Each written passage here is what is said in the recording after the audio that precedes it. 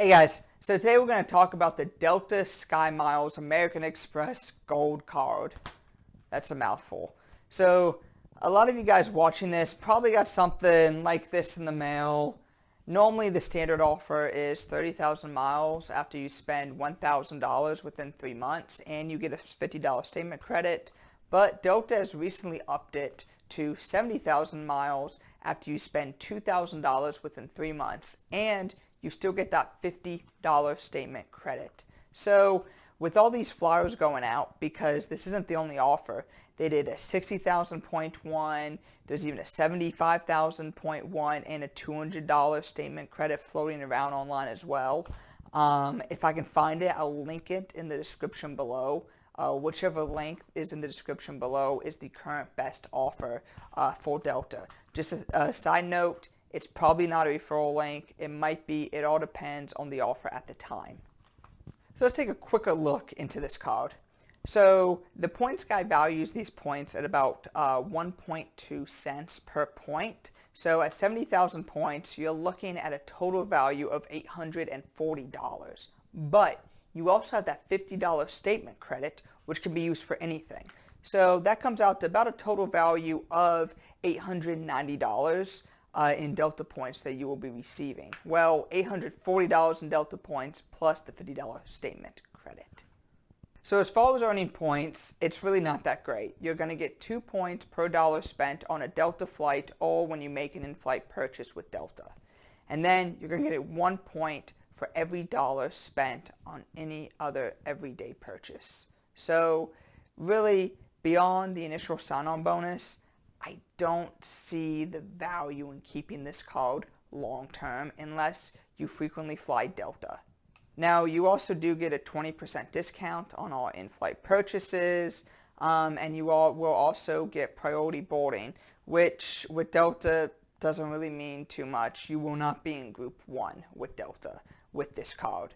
And additionally, you will also get 1 free check bag, which if you have an upcoming flight with Delta, that really can make a difference and really help save you a lot of money and help you get more value out of this card. So what we see with a lot of other airline cards is they offer something called a companion certificate, where for $99 you can essentially bring somebody along with you on the same flight. And that can be pretty valuable. However, other cards tend to have many blackout dates and it can be hard to redeem it. Southwest, though, is very famous for having a very flexible companion certificate on their branded credit card. Additionally, the American Airlines Barclays Aviator card also has a companion certificate as well.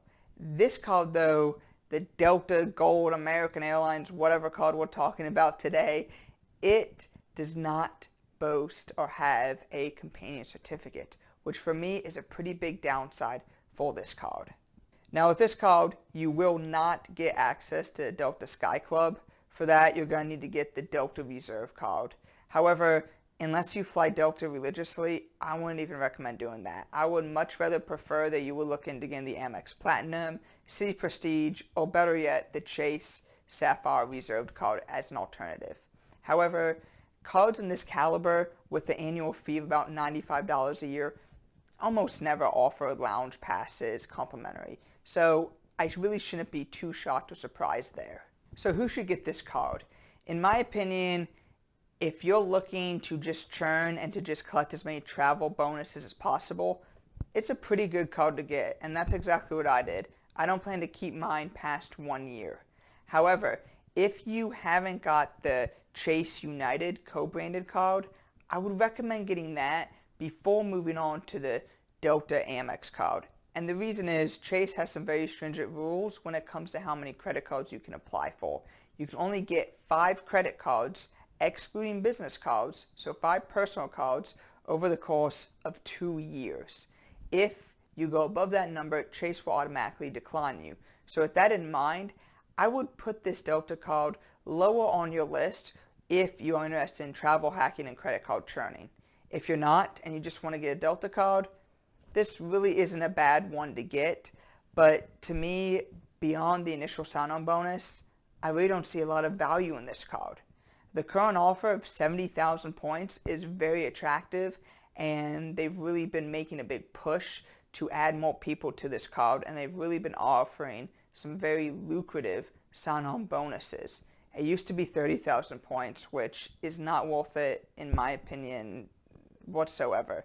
With 30,000 points, you're looking at maybe a value of $400 to $450 total, which is admittedly going to put you ahead of the annual fee, but to me, there's still many other more attractive credit cards out. So aside from the initial sign-on bonus, I don't see a lot of value for this card.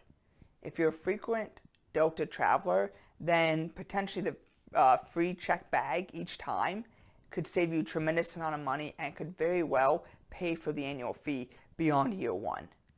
But aside from that, the point value is not very good, and it doesn't really offer many other perks. You get 20% off a, vodka Red Bull on flight. That doesn't really attract me to this card very much.